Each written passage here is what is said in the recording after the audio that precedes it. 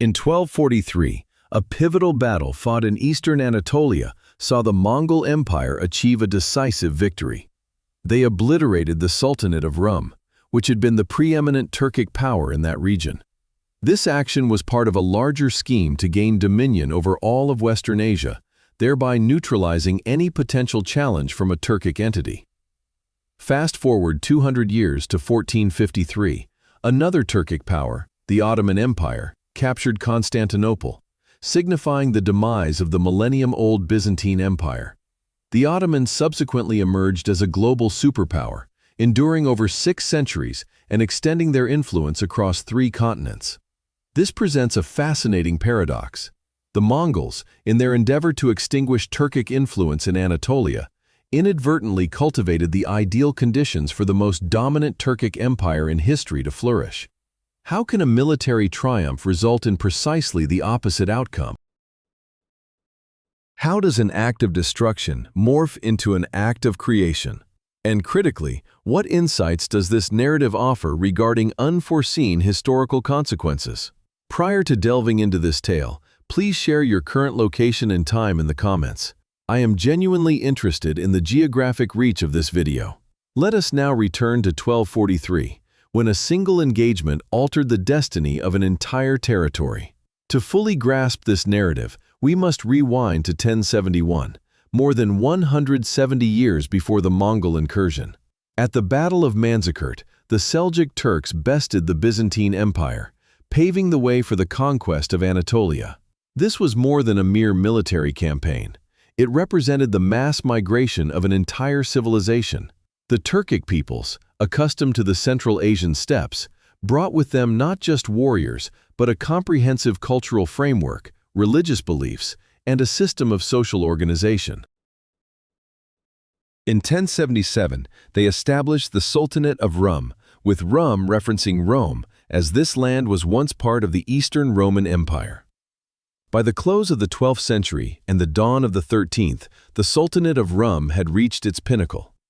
It was not solely a military state, but also a hub of civilization. They constructed an extensive network of caravanserais along trade routes that linked Central Asia with the Mediterranean. Commerce thrived, particularly with Genoa. Cities such as Konya became intellectual centers where scholars imparted knowledge in astronomy, mathematics, and philosophy. A remarkable aspect was the Sultanate of Rum's development of a unique Turco-Persian culture. Sultans bore Persian names, officials spoke Persian, and both literature and architecture displayed pronounced Persian influences. Why? Because the Turkic peoples recognized that effective governance over a civilized territory necessitated learning from that civilization. They fused their military prowess with Persian cultural sophistication, forging a distinctive synthesis. However, nothing in history endures forever. The Sultanate of Rum faced pressures from 2 directions. From the west, crusaders mounted relentless attacks. From the east, a new power was ascendant, a force destined to transform everything. In 1206, Genghis Khan united the Mongol tribes. Over the subsequent 2 decades, Mongol armies swept through Central Asia with devastating force. Between 1219 and 1221, they annihilated the Khwarezmian Empire, one of the most formidable Islamic states of its era.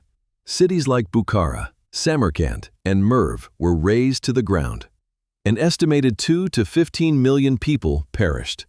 This was not merely conquest, it was a stark warning. Resist the Mongols and face annihilation. By the early 1230s, the Mongols had subdued most of Persia and now bordered the Sultanate of Rum. Initially, the Rum sultans endeavored to avoid conflict. In 1236, Sultan Kaikusra I recognized himself as a vassal of the Mongols, agreeing to pay tribute. This was a pragmatic decision.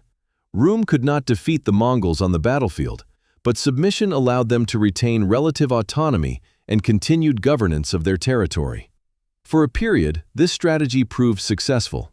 Yet in 1241, Great Khan Ogedei died, plunging the Mongol Empire into a temporary succession crisis. Sultan Kaykusuz II interpreted this as an opportunity. He ceased tribute payments, convinced the Mongols were too preoccupied with internal affairs to react. This proved to be one of history's greatest miscalculations. Kaigusus underestimated two critical factors. Firstly, despite their internal turmoil, the Mongols still maintained a highly efficient military structure.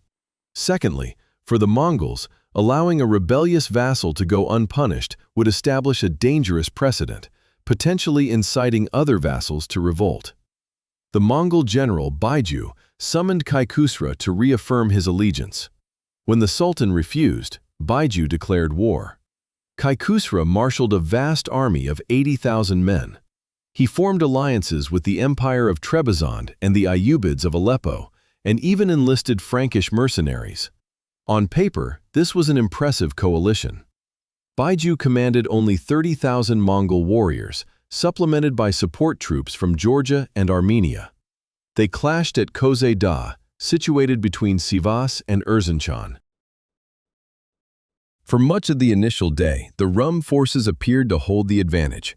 Despite outnumbering the Mongol forces by almost 3-1, a critical weakness plagued them: a lack of discipline and internal coherence. In contrast, the much smaller Mongol army demonstrated flawless training, moving with mechanical precision and executing meticulously rehearsed strategies. As the day drew to a close, the Mongols deployed their well-known feigned retreat maneuver. Subsequently, as their adversaries pursued, they abruptly spun around, unleashing a continuous cascade of arrows. Panic quickly seized the Rum forces, spreading rapidly through their ranks. That very evening, the entire Rum army abandoned their encampment and fled. Sultan Khusra also absconded, fearing betrayal from disloyal subordinates aligning with the Mongols. Baiju, suspecting the deserted camp was a trap, delayed his advance for a day. This caution cost him the chance to apprehend the Sultan, yet the triumph was undeniable. Rum never recovered from this devastating defeat. Vizier Muezzibon was compelled to negotiate surrender terms. The annual tribute imposed on Rum was staggering: 12 million silver coins, 500 rolls of silk, 500 camels, and 5,000 sheep, an equivalent of 400,000 gold dinars. All these goods had to be transported to Mongolia at Rum's expense. A Mongol overseer was appointed to supervise the territory. Although the Sultan of Rum retained his title, his authority was solely at the discretion of the Mongols. In 1246, Khusra passed away. His three sons immediately engaged in a power struggle, fragmenting the kingdom into three separate entities. The Mongols actively encouraged this division, as a weak, disunited sultanate was far easier to control than a cohesive state. From 1243 to 1308, the Sultanate of Rum existed in name only, with actual power residing firmly in Mongol control. By 1256, the entirety of Anatolia had formally submitted to Monkikin. Following the death of Sultan Killerlin in 1264, Rum effectively became governed by a Mongol viceroy. The central government progressively weakened, leading to local lords asserting their independence. Numerous small principalities, known as beyliks, sprung up across Anatolia. In 1308, the final sultan was assassinated, marking the official demise of the Sultanate of Rome. It's crucial to grasp that this wasn't merely a political shift. It represented a profound societal transformation. Previously, Anatolia boasted a robust central authority. Now, no single power was strong enough to unite the region. Dozens of minor beyliks vied for dominance, resulting in an absence of common laws and stable security. Yet, from this very chaos, an opportunity emerged. In 1258, precisely 15 years after the Battle of Kosa, a son named Osman was born in Sut, a small village in northwestern Anatolia. His father, Errol, led a minor Turkic tribe from the Kayu clan, who had been granted grazing lands by the Sultanate of Rum as compensation for military service. As he grew, Osman inherited a very small territory, smaller than half of modern-day Switzerland. This principality, however, possessed a distinct geographical advantage. Situated in northwestern Anatolia, it was sufficiently distant to avoid direct Mongol interference from the east, yet close enough to engage with the faltering Byzantines to the west. Consider this. After the Mongols devastated the Sultanate of Rum, thousands of Turkic warriors, farmers, scholars, and Muslim clerics sought refuge. They couldn't venture east, as that was under Mongol rule. Staying in central Anatolia meant enduring the constant strife between competing beyliks. But to the west lay a small beylik confronting the Byzantines, the enemies of the faith. For Ghazi warriors, who regarded fighting for Islam as sacred, this was the ideal haven. Osman's principality became a magnet, not due to its strength, but its strategic position. It offered what others couldn't: a chance to fight, expand territory, and escape Mongol influence. Thousands flocked there, each bringing invaluable skills. Warriors contributed combat experience, craftsmen provided techniques, scholars shared knowledge, and clerics offered spiritual guidance. Osman wasn't an extraordinary military genius, but he possessed three pivotal qualities. Firstly, patience. He avoided hasty, large-scale conflicts, instead slowly expanding by capturing small Byzantine fortresses one at a time. Secondly, organizational acumen. He knew how to transform nomadic warriors into a disciplined fighting force, establishing administrative structures, tax systems, and courts of justice. Thirdly, an ability to attract people. He treated both Muslims and Christians equitably. Many Byzantine officials, witnessing their empire's decline, surrendered to Osman and were treated favorably. In 1299, Osman performed a symbolically significant act by declaring independence from the Sultanate of Rum, which by then was merely a shadow of its former self. He decreed that Friday sermons in mosques be conducted in his name, not that of the Sultan of Rum or the Mongols. This was a political statement. We are an independent state. This date, 1299, is widely considered the founding day of the Ottoman Empire. Although at the time it was just a small principality one could traverse in a few days, the foundational seed had been sown.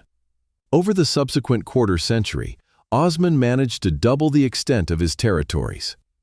By 1326, his son Orhan successfully took Bursa, a crucial city situated just 150 kilometers from Constantinople.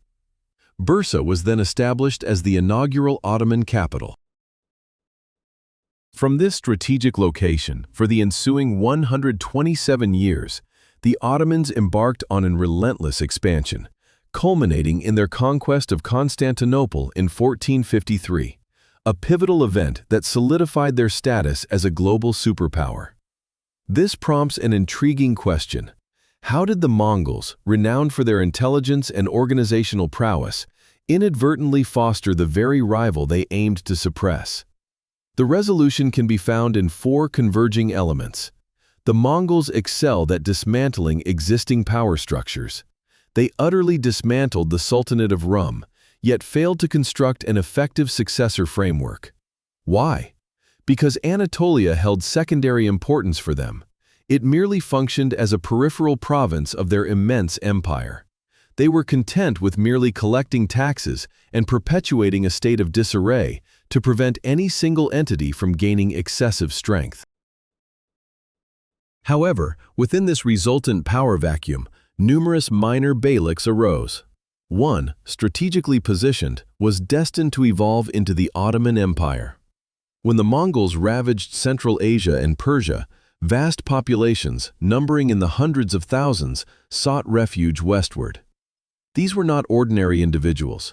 They comprised seasoned fighters, expert artisans, educated scholars, and seasoned administrators who had served distinguished courts. They brought with them not just individual competencies, but also comprehensive knowledge of state organization, military management, and administrative operation. Osman and his successors assimilated these lessons.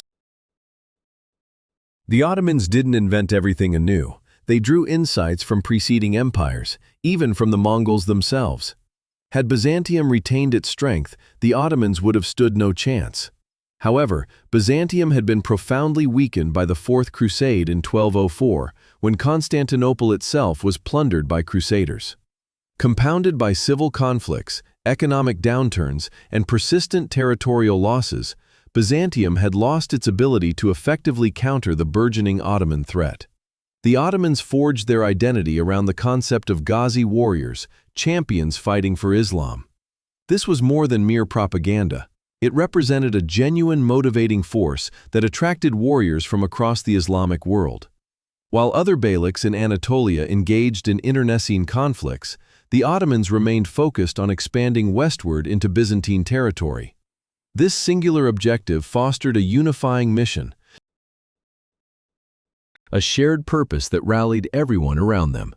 This scenario serves as a prime illustration of systems thinking in historical contexts. The Mongols prioritized a short-term objective, to annihilate the Sultanate of Rum and avert a potential threat. They achieved this aim completely. However, they failed to account for long-term ramifications. By creating a power vacuum, displacing thousands of skilled individuals westward, and neglecting to establish a stable replacement structure, they inadvertently cultivated the ideal conditions for a new power to emerge. This emerging power, the Ottomans, eventually surpassed the Sultanate of Rum, which the Mongols had destroyed, in strength and influence. So, after 780 years, what insight does this narrative offer us? In intricate systems, and history is an exceptionally complex system, no action occurs in isolation. Every decision carries consequences, many of which are unforeseeable. The Mongols, one of history's most intelligent empires, possessed exceptional organization, effective intelligence gathering, and long-term strategic planning. Yet, even they could not foresee that the destruction of Rum would inadvertently pave the way for the Ottomans. This does not suggest inaction, but rather calls for humility regarding our predictive capacities and a preparedness for unanticipated outcomes. When a power structure is dismantled, it doesn't create a void. Instead, it cultivates opportunities for new forces.